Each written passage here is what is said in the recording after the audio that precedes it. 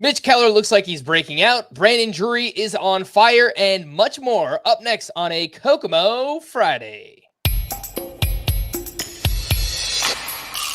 Alcantara, Soroka, you look so good in Boca. Peralta, Manoa, bounce back for Aarondola. Giolito, Castillo, Yoshida, Mosu, Tocano, and Fado. Value so high, but ADP so low. Frank Clubs, hip some kind of Joe. Now let's get on with the show.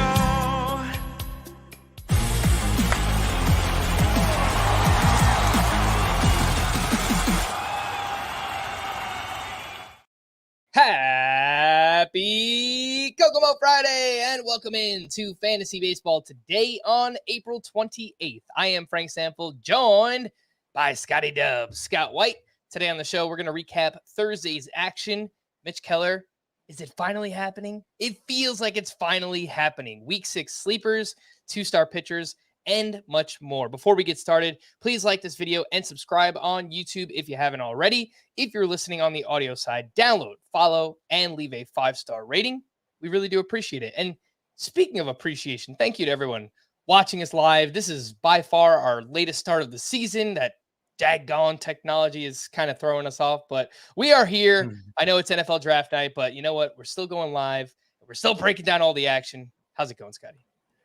Well, you're blaming the technology tonight, but I got to say it's better than the last 2 Thursday nights. You may notice it's my first Friday show since like week 2 of the season because my internet kept crashing on Thursday nights.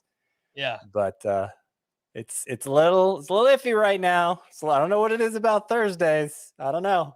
Don't even speak it into existence, Scotty.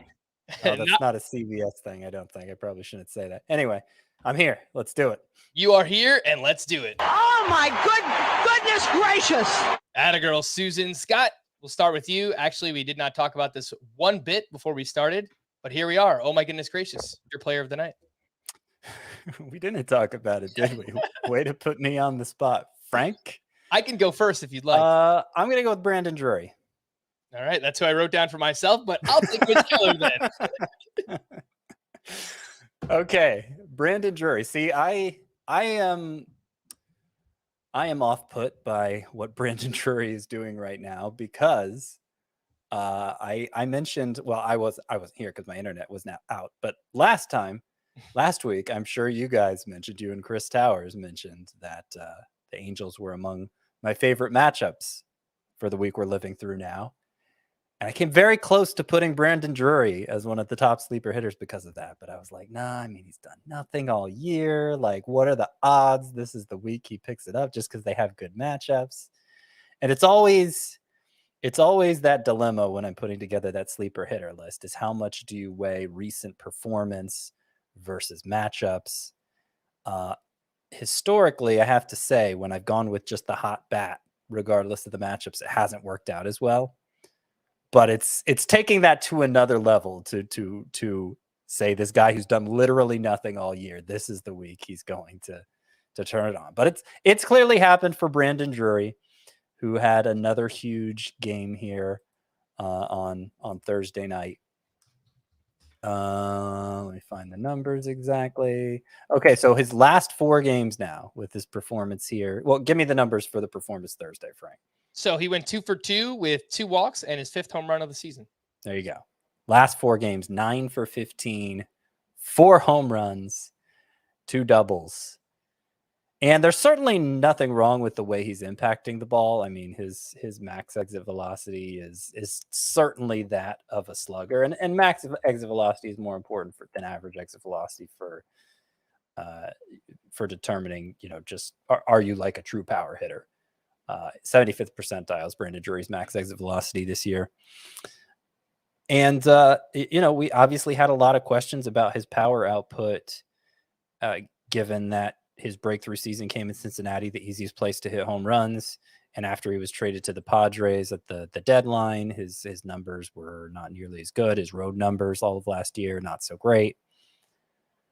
So there was a lot of skepticism coming in. Combine that with the cold start, got dropped in a lot of leagues, I'm sure. but he's still eligible second, third, first. Very favorable eligibility. He's playing basically every day for the Angels in an ideal spot for driving in runs with a lot of high OBP guys like Trout and Rendon and Ohtani and Taylor Ward.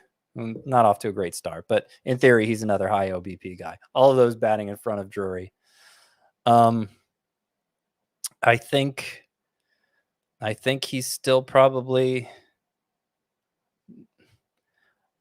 I think there's reason to hope still, and certainly the way he's performed recently would suggest that he's going to be a useful player, at least in roto leagues where you have all those extra lineup spots to fill, and the fact you can move him around so much, very helpful. So, I don't think I've dropped him myself in any of the leagues where I drafted him. Obviously, they were only roto leagues. I wouldn't bother with him in a league where only 9 hitters are started. But yeah, I think it's easy to say now, but it's premature to give up on Drury. And if you've already given up on Drury, then you should probably try to get him back. So Drury is 58% rostered, and based on your breakdown, Scott, that probably accounts for all of the category leagues on CBS and maybe even a little bit more. So yeah, most of them. I don't know that his roster rate needs to be that much higher. Do you know what his last 4 games all have in common, Scott? Against the A's? That's right.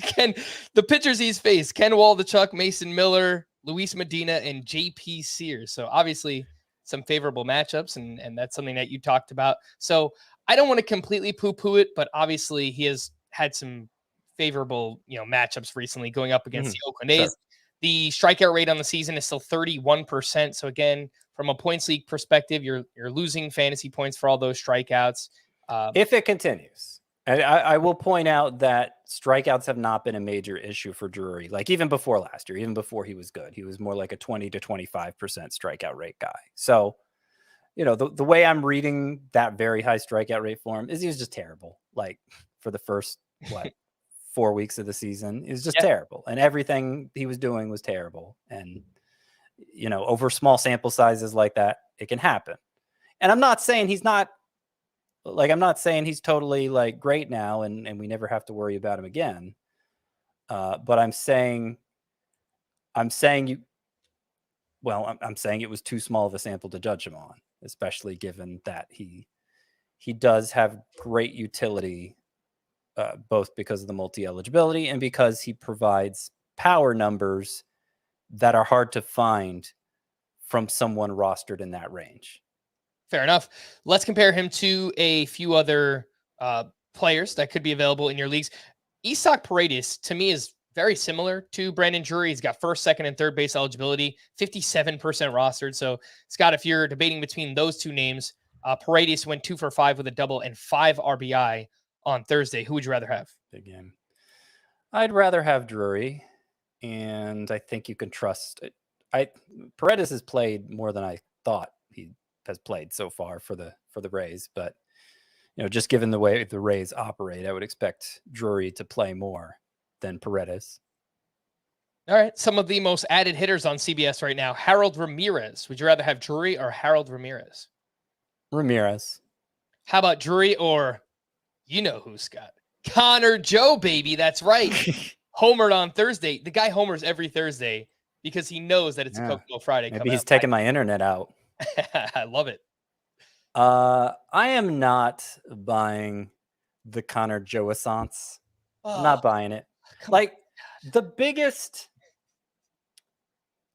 point in Connor Joe's favor when we all liked him heading into some of us, Chris Towers didn't, and he was right. But the biggest point in his favor when we liked him last year was he played in Colorado. He's a big deal. He's also a stud. Come on, Scott. He's not a stud. He did have a solid minor league career, but doesn't impact the ball especially hard.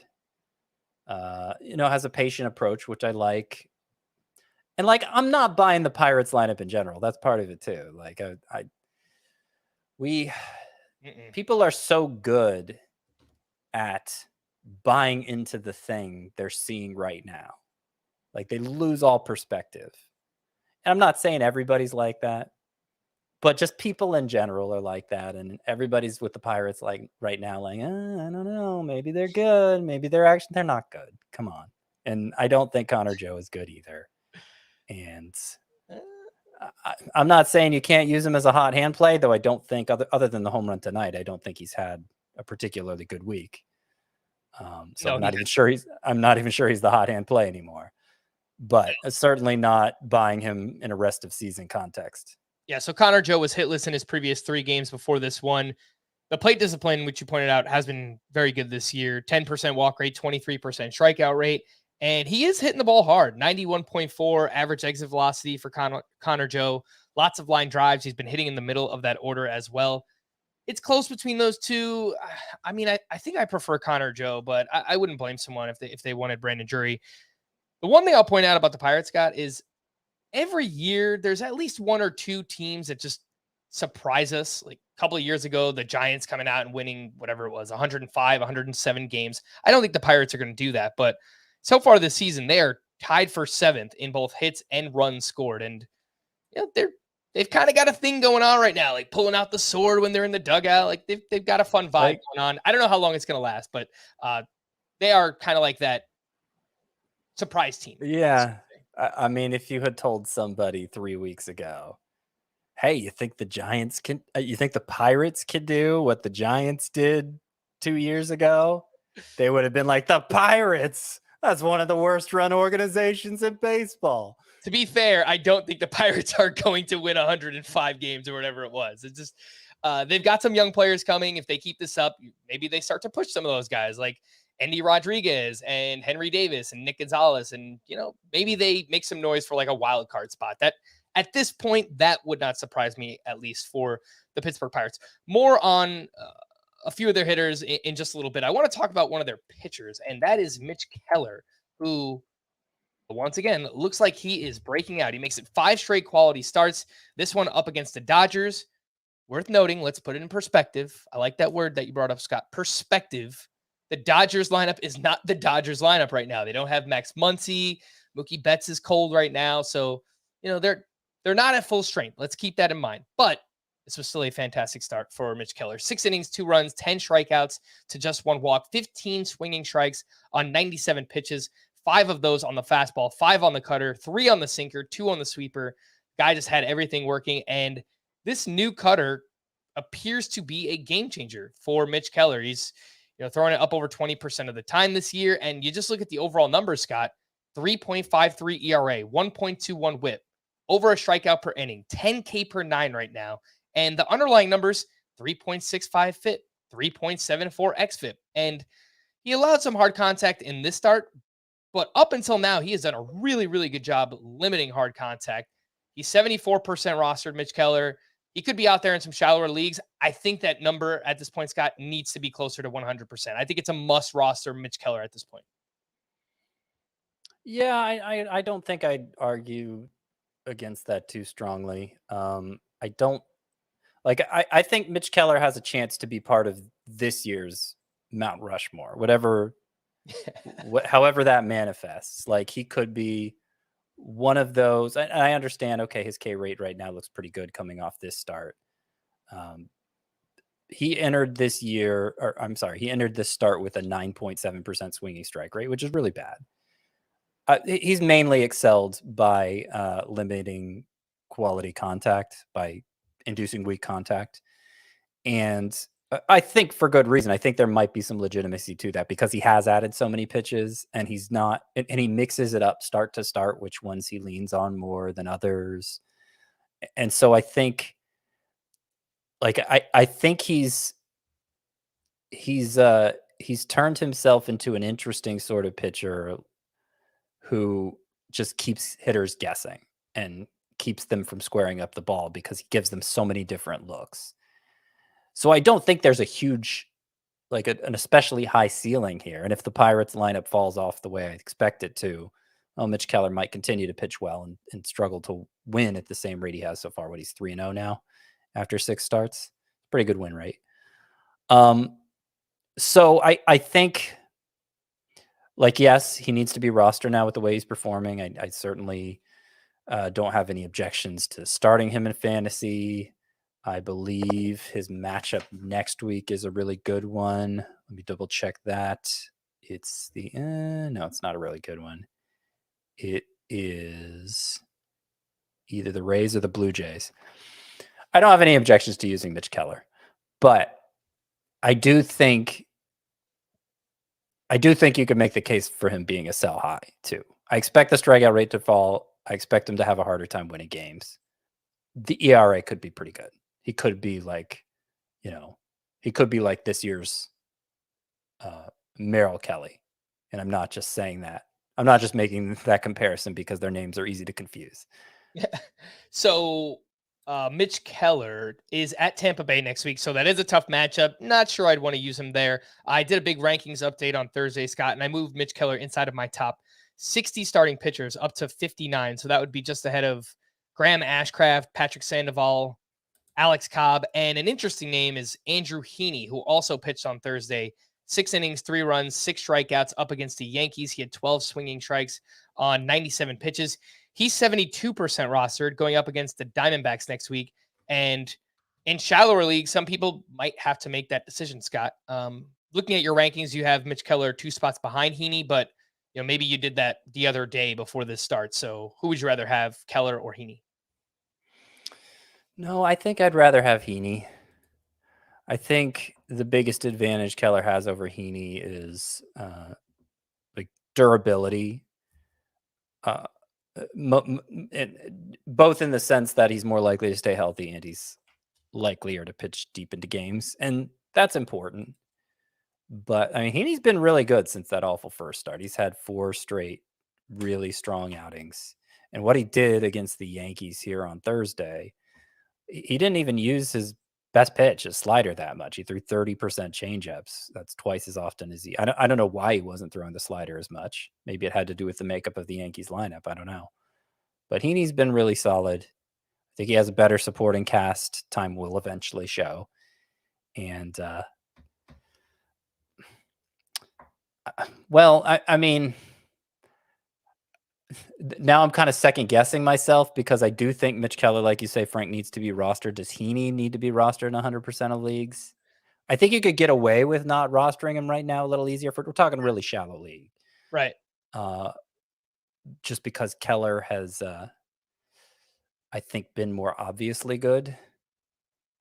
But in the long run, I think Heaney's going to be better. Yeah, I would take Mitch Keller. And I think the reason Heaney might have not used a slider as much on Thursday, entering that start, it had a 417 batting average against and an 833 slugging percentage. That's why I don't know how much of that came in that first start. It's like his best swing and miss pitch. Yes, and it has been this season, but it hasn't been as good as last year when he was with the Dodgers. And obviously they worked some kind of devil magic on Andrew Heaney last year. But the fastball velocity is down this year and it's performing really well. I just don't really trust it. I don't really trust how Heaney is getting it done right now. He has been very good, but I still like him. I just don't like him as much as Mitch Keller. So I'm going to continue to rank him behind Keller for now. Let's get back to the Pirates. I had another hitter I wanted to bring up. Someone that I have not shown enough love so far in this podcast is Jack Suwinski, who went 1 for 4 with an RBI in his 4th stolen base of the season on Thursday. Not a crazy game or anything, but he's been hot recently. His last 11 games, he's gone 12 for 31, a 387 batting average during that time, 4 homers, 4 doubles, 9 walks to 7 strikeouts, and 4 stolen bases for Jack Suwinski. He's putting the ball in the air. He's hitting it really hard, 93 mile per hour average exit velocity. That was a 23% barrel rate entering Thursday's action. 35% rostered, Scott. I feel like we need to talk about Jack Suwinski more. What do you think about him? Well, I hadn't thought much about him, to be honest. He didn't show a lot as a rookie. I mean, a good home run pace, but he was never really worth starting in fantasy. Platoon player who struck out way too much. And I just kind of thought that's who he was. But now I'm taking a closer look here. You know, he's walking at like a 20% rate this year. Yeah. He has. I've heard them talk about on the broadcast. He's changed his approach this season too. I think he's changed his batting stance, and so far it's working out. It has. And I mean, the fact he's running so much, too. He's up to 4 stolen bases. He's legitimately fast, 89th percentile sprint speed. Obviously, that's more likely to translate in the current environment with all the rule changes. Let me see how much he's been playing against lefties, if his playing time is still going to be limited. So he started against the last lefty they faced, mostly sat against lefties this year. If he continues to perform, I mean, they're going to have to play him more and more. I agree. I need to start giving him a little more attention too. Doesn't mean just because he's done all this up to this point that he'll continue to do it. But the data is very encouraging, and the habits, the new habits he seems to have developed, both in terms of the plate discipline and the base running, are also very encouraging. And during that rankings update that I did on Thursday, I moved Jack Suwinski inside my top 60 outfielders. I have this little tier, a trio of Brandon Marsh, Jarren Duran, and Jack Suwinski, who they're all just pretty interesting. And I like what they're doing so far. Duran striking out a little bit too much. The strikeouts have jumped up for Brandon Marsh as well. But with those two, at least, Marsh and Duran, they had some prospect pedigree, and they're kind of post-hype guys, and they're part of lineups that are supposed to be exciting with the Phillies, and with the Red Sox are actually exciting so far. And so I like that group. I like all three of those guys. And I think in 5 outfielder leagues, they absolutely need to be rostered right now. So showing some love to Jack Suwinski. A few other names here. Brent Rooker, Scott, 1 for 5 with his 7th home run. And he is also doing some interesting things. 12 walks to 13 strikeouts so far. Also putting the ball in the air. Also hitting it hard. He's 42% rostered. Let me ask you, would you take Brent Rooker over any of those 3 names I just mentioned? Marsh, Duran, and Jack Suwinski. I think I'd take him over Duran. I know Duran's your favorite of that group, probably, right? I like it. I picked him up in the Scott White Dynasty League, so I'm like, I know. I'm rooting hard. I'm rooting hard. I saw that the other day. I'm like, oh, this is why Frank likes him so much. I mean, it's hard to bet on the 28-year-old who's getting the first real chance and has had huge strikeout issues in the past. But the power, like, there's no questioning the power with Rooker. I mean, I remember when the Twins drafted him and how much that was his calling card, and obviously he delivered on it in the minors. So I'm cautiously optimistic about Rooker. I don't know. I may have just talked myself into Suwinski over him. Yeah. But otherwise, I think Rooker's my... Who was the 4th outfielder we were considering? Brandon Marsh. Yeah, I mean, his strikeout rate has been a lot better so far. I don't know. That's a really interesting group. I think Duran is my least favorite. I think Rooker, Rooker is, of the other 3, the least likely to last. Like, the least likely to keep getting chances. Correct. As long as he's hot, obviously the A's are going to keep playing him. But there's a reason he's not getting a chance. He hasn't gotten a real chance in the majors till age 28. So I think the upside is pretty evident with Brent Rooker, and I think he's worth taking seriously right now. But you have to understand what kind of asset this is, and that it's one that can go belly up very quickly. Yeah, I think it's purely more of a deeper league play. Look, if you play in a 12-team league and you need power, then yes, I think Brent Rooker makes some sense for you. If you play in a deeper points league, again, the plate discipline is there, and he's hitting home runs. I think he's interesting. He's going to play because the Oakland A's just don't have much talent. But I would rank him behind those other 3, the Marsh, Duran, and Suwinski group for me. Let's take our first break, and when we get back, a few more waiver wire hitters. I've got some pitchers I want to talk about as well. We'll do that right after this. Ghostface is here. He's gonna keep coming for us. Did you miss me?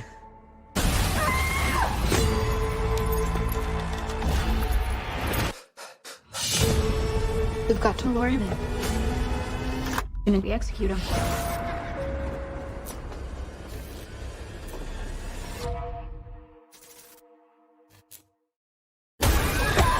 Scream, rated R. Now streaming on Paramount Plus. Welcome back. And how should you feel about your team's latest draft picks in the NFL draft? The With the First Pick podcast is your source for comprehensive draft coverage and pick breakdowns with CBS Sports draft expert Ryan Wilson and longtime general manager Rick Spielman. Ryan and Rick will recap each day of the draft, dishing out winners and losers from all 7 rounds. And the draft chatter doesn't stop on Saturday. Stay tuned to the show for team-by-team draft grades and an early look at who your team could be eyeing next year. Download and follow the With the First Pick podcast wherever you find this one. And I can recommend it myself because I've listened to that podcast leading up to the NFL draft. The first round was here on Thursday night. Don't really know much about the guy that the Jets drafted, but Scott, Falcons drafted a running back, Bijan Robinson. Yeah, so they drafted a player who's going to be of great interest in fantasy, it seems like. Probably, I mean, conventional wisdom would say that being the first team to draft a running back in a real life sense probably isn't anything to feel good about. Yeah, I had my CBS Sports app draft tracker up, and I think they gave the Falcons a C for that pick, Scott. So okay, I do could apologize. Be worse. I mean, somebody has to take the first running back, right? Yeah, it's true. It is true.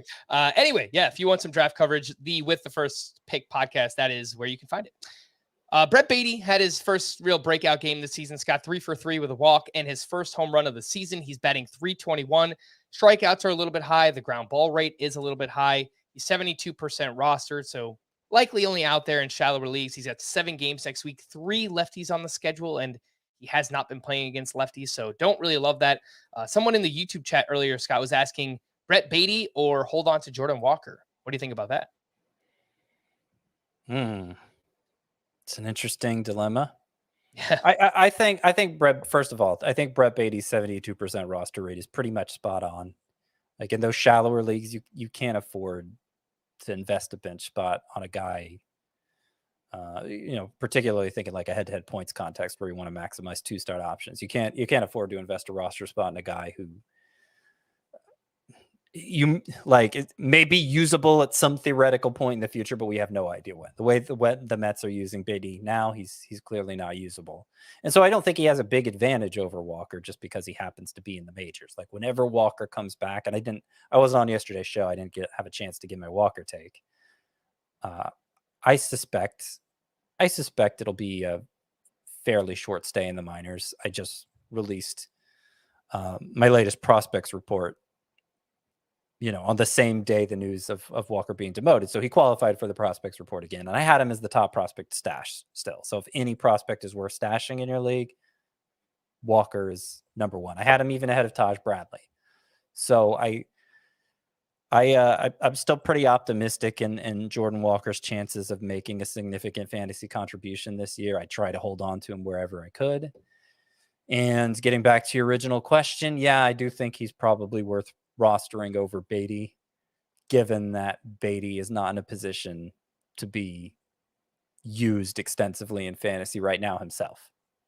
Anything here with these 2 hitters, Scott? CJ Abrams went 1 for 4 with a grand slam, his second home run of the season. He's batting .222, only has 3 steals just thus far, a .675 OPS. And Jake Berger went 2 for 3 with a walk and his 6th home run. He's hitting the ball hard. He's putting it in the air. He's doing exactly what you want from a power hitter. We don't know when Yohan Moncada is going to be back, so I guess for the time being, Jake Berger does have some value. Any interest in those 2, Abrams and Berger?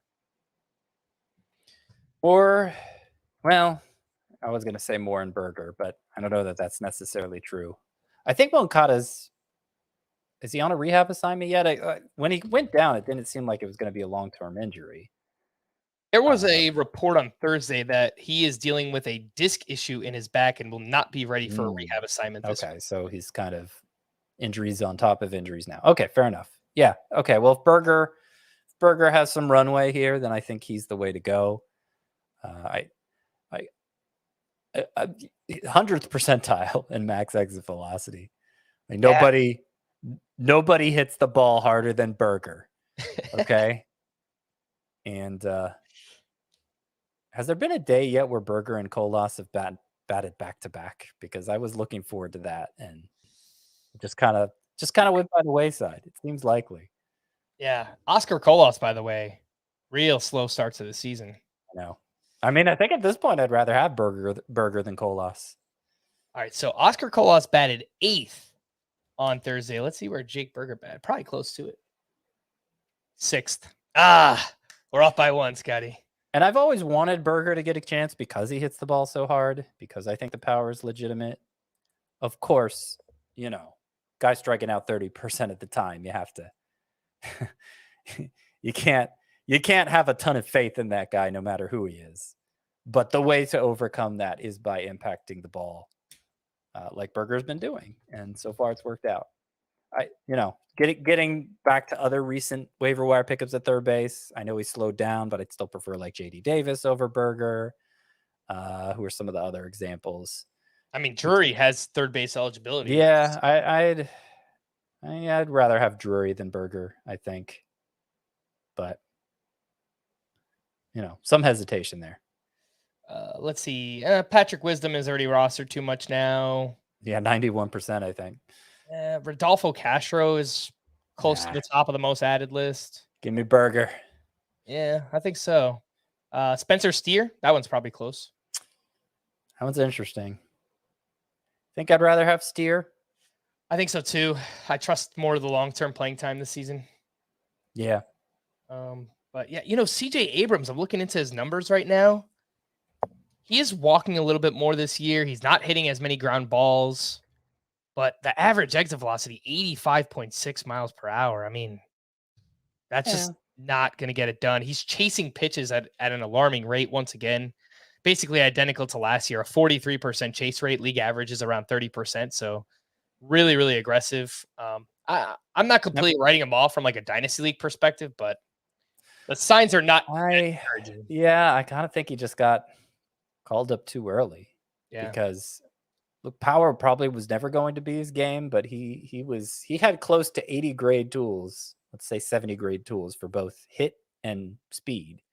And he just hasn't delivered much on either since reaching the majors. Still only 22 though. Yeah. Still 83rd percentile in sprint speed too. So very fast. Hey, he's got 2 home runs in a month, right? Like at that pace, that's 12 home runs. If he gives you 12 homers and winds up with, 20 steals, that's like a solid season. But I think you probably want more of like a 12 homer, 30 steal season out of CJ Abrams, right? Like that would be like his optimal. Depends what the batting average is ultimately. I mean, right now it's 220. So yeah, it's pretty bad. Let's talk about a few pitchers that could be available. We already talked about Mitch Keller and Andrew Heaney earlier on. The other 3 names that could be out there: Matt Strahm, another strong start up against the Mariners, 5 1/3 shutout with 5 strikeouts to 0 walks, only 5 swinging strikes on 60 pitches.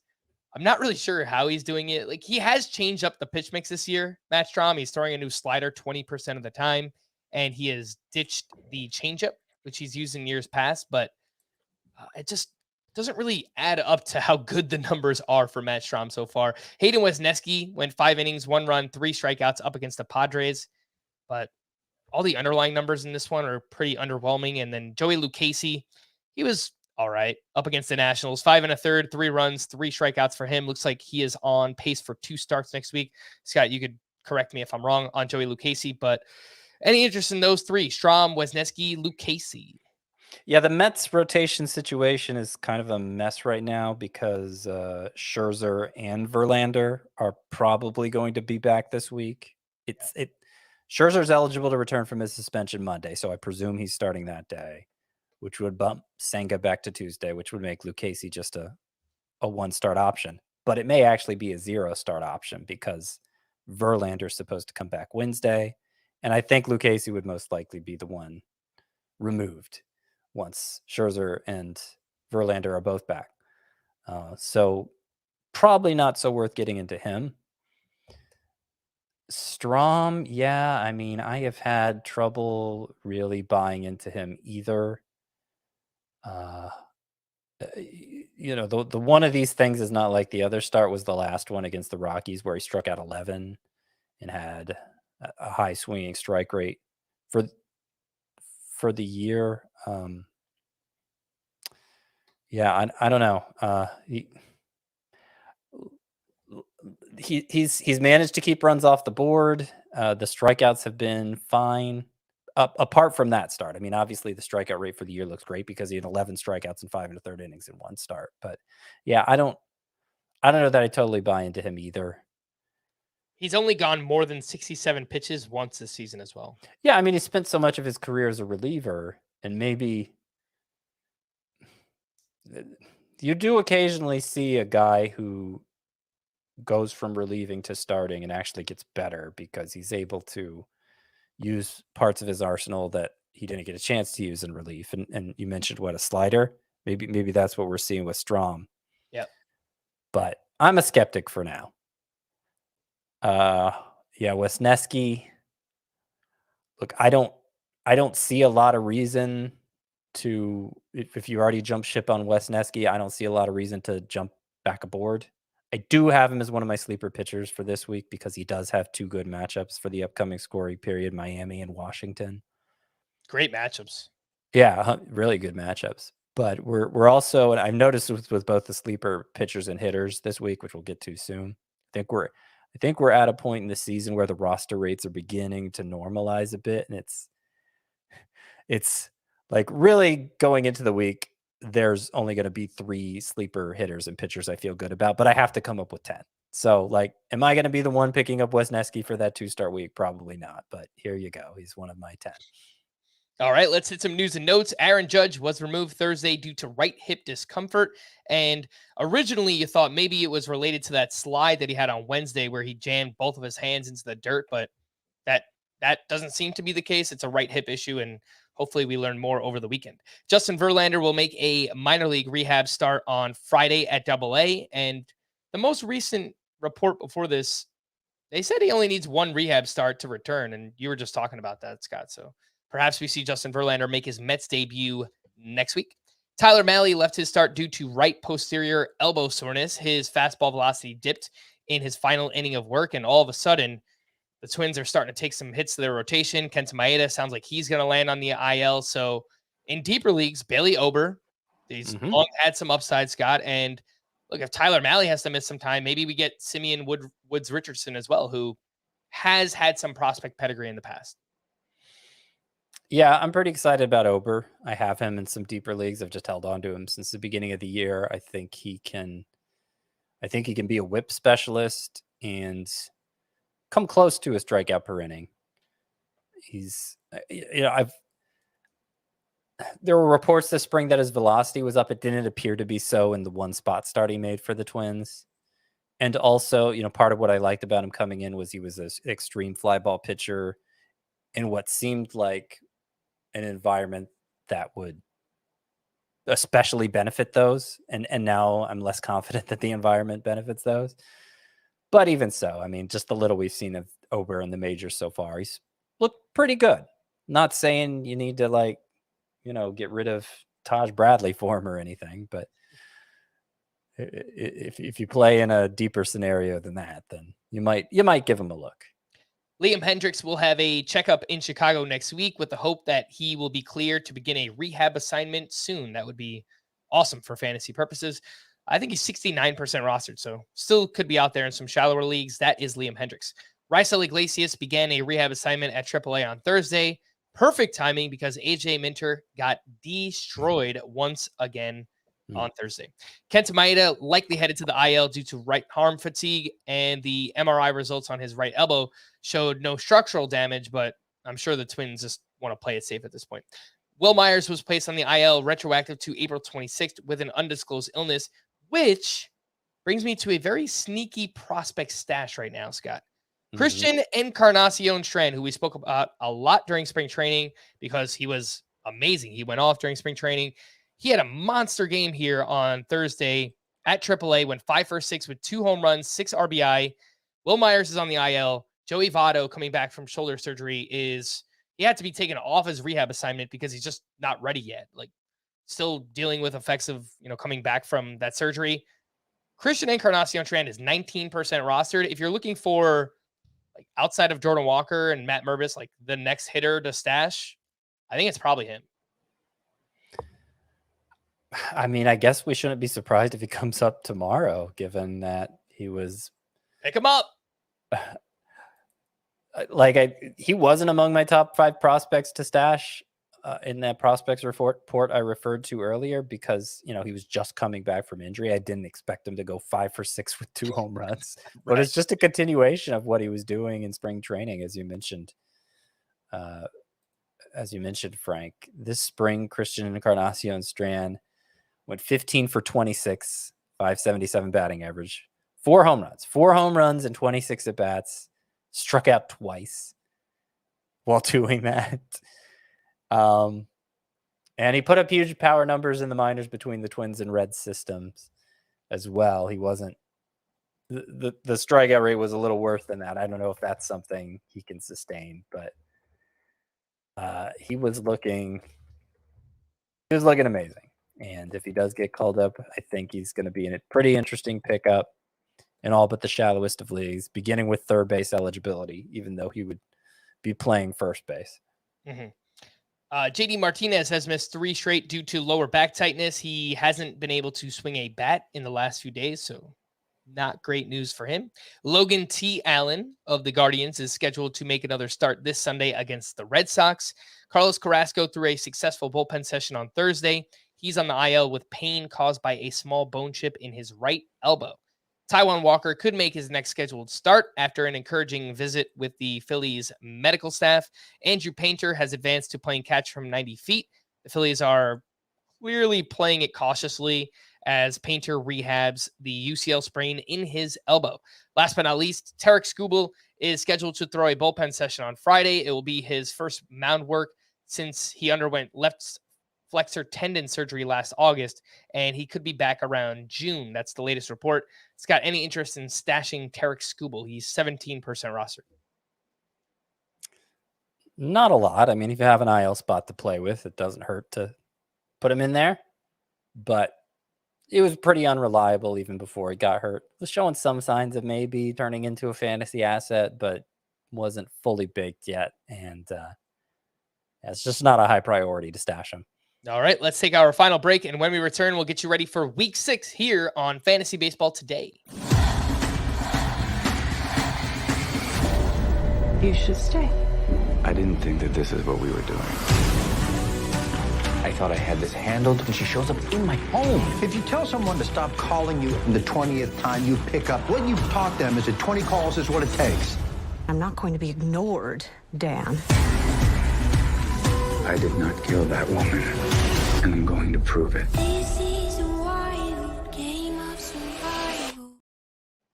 Let's get into Week 6, and we'll start off with the schedule. 6 teams have 7 games next week. The Blue Jays, the Nationals, the Braves, the Red Sox, the Cubs, and the Mets. 22 teams have 6 games, and then 2 unlucky teams have 5 games next week. The Diamondbacks and the Rangers. Fringe 2-star pitchers for next week. What do we do, Scott? Start or sit these names. And I guess, based on what you were saying earlier, would Kodai Senga still have 2 starts next week if Scherzer returns on Monday? Because the Mets have 7 games. Yes. He probably I think Senga would go Tuesday and Sunday. I think so. Okay, so what do you think? At the Tigers and versus the Rockies? I think those are really good matchups, so I think yes. Yeah, just he's been so frustrating, man. The controlled 3+ walks in each start this season. I think exactly 4 starts and exactly 4 walks in 3 straight. So the control has been an issue, but if you can't start Kodai Senga in those against those 2 matchups, then man, he's probably not worth rostering. So I think I agree with you.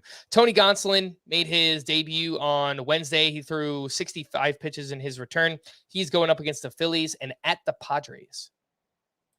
I missed the name. Who was that? Tony Gonsolin. Gonsolin. So I have him in the points league only part, and I'm not sure that's the fairest designation for him, but that's what I've named that tier. I lean no, I guess, is the simplest way to put it on Gonsolin. I just want to see him work deeper into games. Those are kind of tough matchups. In a pinch, I'd do it. I don't think it's the scariest thing, but I lean no. All right. What about Taijuan Walker at the Dodgers and home versus the Red Sox? I'm going to say no to him, especially since he came out of his last start with an injury. And, they say he could make his next start. It's not a guarantee he will. Cal Quantrill at the Yankees and home against the Twins. I don't think so. Good old Blake Snell going up against the Reds and the Dodgers, both at home next week. Yeah, I can't do that. I'm like, you think walks are a problem for Senga. Snell's even worse.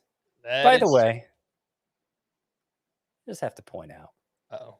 Remember all the grief we got on opening day? How could you guys have called Dylan Cease a bust this year? What a bunch of idiots.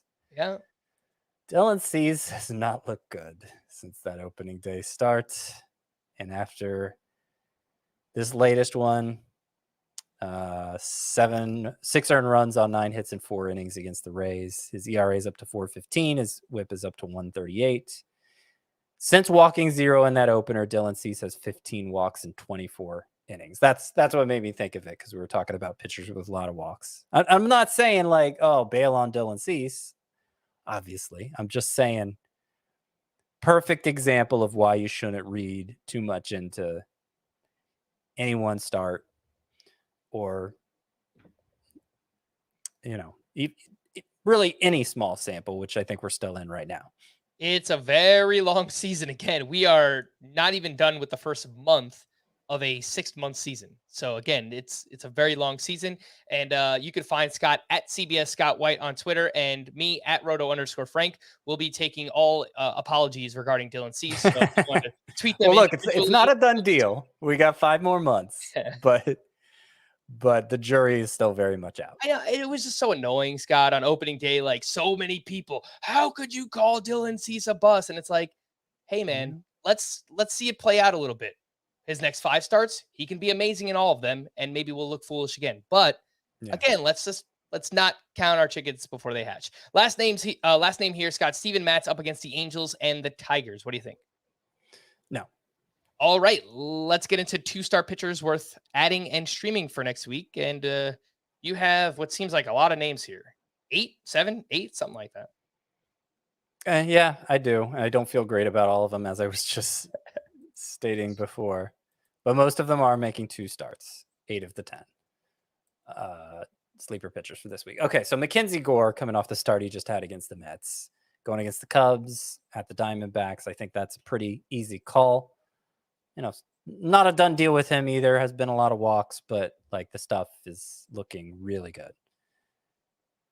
Yusei Kikuchi, 4 of his 5 starts have been great. Again, reason for skepticism still, because a lot of hard contact, but he's at the Red Sox, at the Pirates.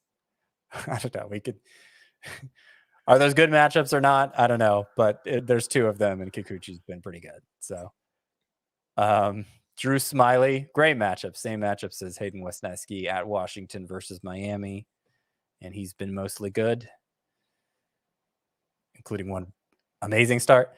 Let's see who else. 2-star pitchers. Mason Miller. Of course, I called him a 2-star pitcher last week, and here he is on the list again. That means he didn't end up having a 2-star week. So hopefully he will this time. I think the fact that they've moved Fujinami to the bullpen and they no longer have to reserve Saturdays for him helps. Miller gets the Mariners and the Royals, pretty good matchups, especially the Royals there. Will he go more than 4 innings? I don't think he's a must start, but I think he's among the 10 best you could do off the waiver wire. Roansy Contreras gets the Rays and the Blue Jays. Scary matchups. I don't feel great about the recommendation, but I got to fill out a list of 10 here, and he's been pretty good lately. Tyler Wells at Kansas City, at Atlanta, kind of a mixed bag there. Domingo Germán, nothing special here about the matchups, Guardians and Rays. He has a really high whiff rate, like an elite whiff rate. And so there's a chance he could deliver you a really good start or 2 this week. But again, we're getting pretty low on the sleeper pitchers, and it's not a high priority for me to actually use Domingo Germán. And then Hayden Wesneski, who I mentioned earlier, with the great matchups at Washington versus Miami. Only 2 single-start streamers, and it's Andrew Heaney going up against the Diamondbacks. Kyle Gibson at the Royals. Gibson pitched on Thursday against the Tigers. It was his 2nd start in a row facing them, and he looked like Kyle Gibson again, which is not the good Kyle Gibson, the bad Kyle Gibson. So I think he's fine, especially if you're playing a deeper league and you just held on to Gibson this long. You need a streamer at the Royals. It's obviously a really good matchup. Let's get into the hitter side of things. The best hitter matchups for next week. The Mets, Blue Jays, Brewers, Cubs, and the Royals. Worth mentioning, the Brewers have 3 games in Coors Field next week. And the worst hitter matchups, the Giants, Marlins, White Sox, Dodgers, and Diamondbacks. With that being said, Scott, your favorite sleeper hitters to add for week 6? Yeah, so this list is, again, not one I feel great about. It was hard to find hitters who are actually desirable off the waiver wire and who also have good matchups. So just take these recommendations with even more of a grain of salt than usual. Joey Gallo's still rostered in less than 60% of leagues, amazingly. So I think he's a pretty easy choice. Only one lefty on the schedule for the Twins. Matchups are whatever. They're not especially good or bad, but he is providing plenty of power. So he's my favorite here. A couple Brewers, you mentioned they have the third best matchups. Brian Anderson and Joey Weimer, who seems to be heating up a bit. They have a series at Colorado. That's a big reason why their matchups are so favorable. And so hopefully they'll be able to take advantage of that. Harold Ramirez I have on here. Again, it's not that the Rays matchups are so good. It's just that they're not bad. And I think Harold Ramirez is somebody who deserves to be more rostered than he is with the kind of start he's off to and the quality of contact and everything else. A couple hot bats we talked about earlier, Brandon Drury, Brent Rooker. Matchups aren't especially good, but they're not especially bad either, and they're hot. Trey Mancini, I mentioned the Cubs have the 4th best matchups, and he's shown some signs of picking it up lately. I kind of liked him coming into the year. Might not be a bad time to try him out in a 5 outfielder league. Joey Meneses, who's gotten hot. The Nationals matchups are pretty good, 7-game week if nothing else. And deep league play here is Matt Carpenter. Padres have only one matchup against lefties, and he's been pretty good lately, getting more extra base hits and everything. All right, let's wrap up with a few more items here, Scott. Joey Ortiz, prospect with the Orioles, getting to it a little bit late here on the podcast, but he was called up on Thursday, and if you're looking for him on CBS, he would go by Joseph Ortiz. So very formal. Wanted to let everyone know that. He went 1 for 3 with 3 RBI in his debut. He's only 4% rostered, has shortstop eligibility. This season in the minors, he was hitting .359 with 5 doubles, 2 triples, in .889 OPS, 0 homers though. Last year in the minors, .284 batting average, 19 homers, 8 steals, in .826 OPS. Me personally, I don't know that there's a huge ceiling here, Scott. It kind of reminds me of a Bryson Stott type offensive contributor where it's a good batting average and, modest power and speed. Your thoughts on Joey Ortiz and whether or not he needs to be added anywhere? Yeah, is he being... I agree with your assessment.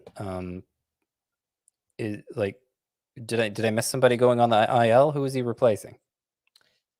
Well, both him and Adam Frazier were in the lineup on Thursday, so that is a good question. I'll look it up while you. I'm not even sure where there's room for him, really, unless they're just replacing Frazier, which I don't think they do yet. Well, they moved Adam Frazier to the outfield. I know Austin Hayes has missed the past couple of days with a bruised hand, but he's supposed to be back soon enough. So they may just need an extra bat for a few days, and that's the role Joey Ortiz is going to fill, or maybe he'll stick around as a utility player. But I agree, he probably doesn't have a lot of fantasy relevance. Mm-hmm. Yeah, I'm looking at their team right now. Yeah, I think it's really just comes down to Austin Hayes. I don't think Gunnar Henderson was in the lineup either on Thursday. He's off to a slow start. We'll talk about him more coming up. Hey, real quick, quick thought on each of these starting pitchers, Scott, guys that went on Thursday.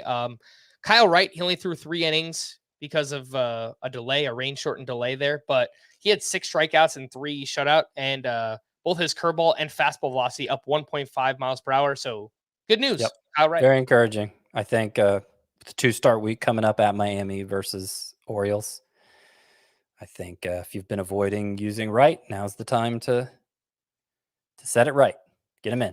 All right, what's going on with Julio Urias? 2 rough starts in a row going up against that buzzsaw known as the Pittsburgh Pirates. 6 earned runs over 5 2/3 innings. What stood out to me, Scott, the fly ball rate is down this year for Urias. The ground ball rate is up and his BABIP is all the way up to 326. It's 271 for his career. So less fly balls, more ground balls. That's probably going to happen. Although, 2 turns ago we were saying, no pitchers has an unscathed, no pitchers gone unscathed here. None of the high end pitchers have gone unscathed except for Julio Urias. And then suddenly he has 2 bad starts in a row. He's also had 3 starts in a row with 2 home runs allowed, which is, BABIP independent. So that hasn't helped things either. I think I'll probably be fine. I wouldn't. No pit. Now almost no pitcher has gone unscathed. Yeah. George Kirby had an excellent start at the Phillies. 5 innings, 1 run, 7 strikeouts to just 1 walk. He has allowed 2 walks this season and 1 homer. So look, even if he doesn't have a tremendous swinging strike rate, Scott, if George Kirby can limit the walks and home runs at that level, then he's probably going to be a top 30 starting pitcher. Yeah. I mean, that's basically how it went for him last year. I don't think much has changed either in a good direction or a bad direction. I think Kirby's just kind of a, solid number 3 starter in fantasy. And he has the upside for more, but we're not seeing evidence of him tapping into that. Logan Webb feels like he's been quite unlucky so far this season. 6 2/3, 2 runs, 7 strikeouts, and he's got an ERA over 4. His xFIP is 2.57 because his home run to fly ball ratio is through the roof, Scott. The strikeout to walk ratio is fantastic for Logan Webb. Would you look to buy low right now? I guess. Yeah. I don't know. I don't. He had that big strikeout game on opening day that I think maybe inflating the strikeout numbers there a bit. So I don't see. I don't know that I'm seeing growth here from Logan Webb, really. I see what you're saying that, he's had some bad luck so far with the home runs. So I guess from that perspective, you could buy low, but I don't think anybody's selling him based on him having an ERA over 4, Yeah, that's true. Miles Michaelis easily had his best start of the season, 6 1/3 shutout with 6 strikeouts, but a peek under the hood, Scott, there's nothing that really stood out to me. How about you for Michaelis? I agree. I'm still pretty concerned about him. This was his first good start in 6 chances. So yeah, still pretty concerned, but there's a chance he could turn it around. Sure. Shane O'Mac, Shane McClanahan. Here comes the money. Here we go. Money talk. Here comes the money. Money talks, but McClanahan wasn't amazing here on Thursday. 5 innings, 2 runs, 5 strikeouts, only 8 swinging strikes on 73 pitches. I noticed the velocity was down in this one, Scott. Fastball down 1 mile per hour, slider down nearly 2 miles per hour. 56 degrees in Chicago, so a little chilly, but it's not like it was freezing cold. Any concern over the velocity here? Not really. I mean, it is cold by baseball standards, and we've certainly seen other pitchers lose that much velocity in that sort of weather this year. So, Shane McClanahan, I was just saying nobody's unscathed anymore. Shane McClanahan is one pitcher who basically is, even with this, slightly underwhelming start. I'll raise you one more pitcher, Scott, and that is Garrett Cole, who has been exactly that, unscathed this season. 6 2/3, 2 runs, 8 strikeouts at the Rangers, 2 earned runs or fewer in all 6 starts. He's got a quality start in 5 of 6. The ERA is down to, I guess it actually went up in this one. 1.11 is the ERA for Garrett Cole. Has not allowed a home run this season. Obviously, that will change at some point. But it's a very good sign considering he gave up the 2nd most home runs of any pitcher last year. And that was my concern coming in, is would he be like I didn't question whether he'd be one of the best fantasy pitchers, but would he be an ERA liability in that tier of pitchers, within that tier of pitchers? If he's not allowing home runs, then he won't be. He might be the Cy Young in the AL. We'll see. Call to the bullpen. A few updates here for the Braves. We mentioned earlier, AJ Minter entered the 9th with a 4-run lead. He allowed 5 runs and took the loss. His ERA is now 8.53. For the Phillies, I assume Jose Alvarado was unavailable. He pitched on Wednesday and then Sunday before that. So maybe they just don't want to go back-to-back days with him. I mean, he did throw 22 pitches Wednesday, so maybe that was enough to steer him away. But yes, Craig Kimbrell got the save instead in a 1-0 game too. So it's not like it was, it was about as high leverage as it can get for a closer. Mm-hmm. So it was interesting. I still think Alvarado is the go-to guy, Scott, but maybe it's like a 60 or 70% of the chances go to Alvarado and the rest go to Kimbrell, something like that. Yeah, I'll give Alvarado more benefit of the doubt than that even. Okay. But it's the Phillies are leaving this tiny little seed of doubt in our minds that Alvarado is just the guy.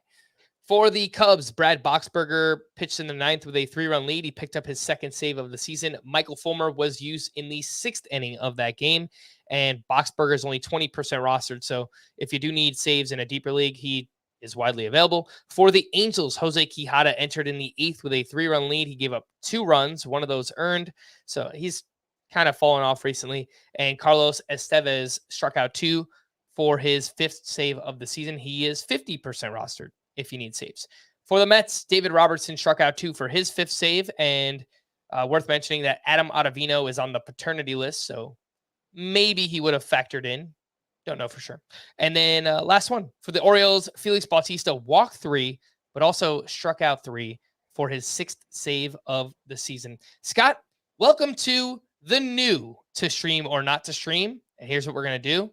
I've got all the names listed on the rundown. You can kind of take a peek here and see who you'd like, but basically give me 2 or 3 of your favorites, and those will be the daily streamer recommendations. I got to say Friday is pretty rough. I think it's Eduardo Rodriguez up against the Orioles, and I think that's it, honestly. Well, as much as I enjoyed saying no 8 times in different tones, different voices, yeah, this might be better because this is like, gun to your head. So I don't have to actually like these pitchers, but gun to your head, if you had to pick 3, who'd you pick? On Friday, I'm going to say, oh gosh, I'm really scared of that gun to my head. I'm going to say Eduardo Rodriguez against the Orioles. And that's the only one I feel really even okay about. After that, I'm going to say, if I had to choose, I think it's Rich Hill at the Nationals and Wade Miley versus the Angels. But yeah, good enough. I was kind of tempted by Luis Sessa at Oakland, but oh gosh. But by relatively speaking, nobody needs to start Luis Sessa. By the way, speaking of pitching in Oakland, actually no, was it in Oakland or was it in? Actually, I think it was in Anaheim. But Shohei Ohtani. Remember earlier? Before the week started, I said, you got to use Ohtani as a pitcher this week. He had his worst start of the season, right? As soon as I tell people to use him as a pitcher. So, gosh, sometimes it just happens that way. And he's having a good week offensively. So, apologies if you listen to me. On Saturday, Scott, I got all the names listed here. And the ones that stood out for me, Vince Velasquez at the Nationals, Matthew Boyd versus the Orioles, and Edward Cabrera versus the Cubs. Yep. Well, there's Dean Kramer at Detroit. You tempted by that at all? Yeah, I was on the fence between him and Edward Cabrera. Yeah. I think Kramer's a 4th, though. I agree. Garrett Whitlock versus the Guardians. It's not terrible. No? I'd say no. Let's move on to Sunday, and I like Josiah Gray versus the Pirates. Although, look, the Pirates are not an easy matchup. I have acknowledged that at this point. It's just Josiah Gray is also pitching pretty well right now. Kyle Bradish, I know he got rocked his last time out, but he's at the Tigers. It's a great matchup. And originally I thought Mason Miller would start on Sunday, but he doesn't. Nope. You want to go Logan Allen at Boston after that great debut? I'm okay with it. If I have to choose a third one, I guess, but the Red Sox? I think I prefer him to Bradish, actually. Bradish kind of spooked me with his last start. The Red Sox lineup they're good. They've done some damage this year. I don't know that I agree that they're actually good. They're better than the Pirates probably in the long run, but it's a similar situation where I think think they've played a little over their heads so far. All right. Well, you heard it there. For Scott, I am Frank. Thanks as always for tuning in to Fantasy Baseball today. Please make sure to follow and leave a 5-star rating on Apple or Spotify. We'll be back again next week. Bye-bye.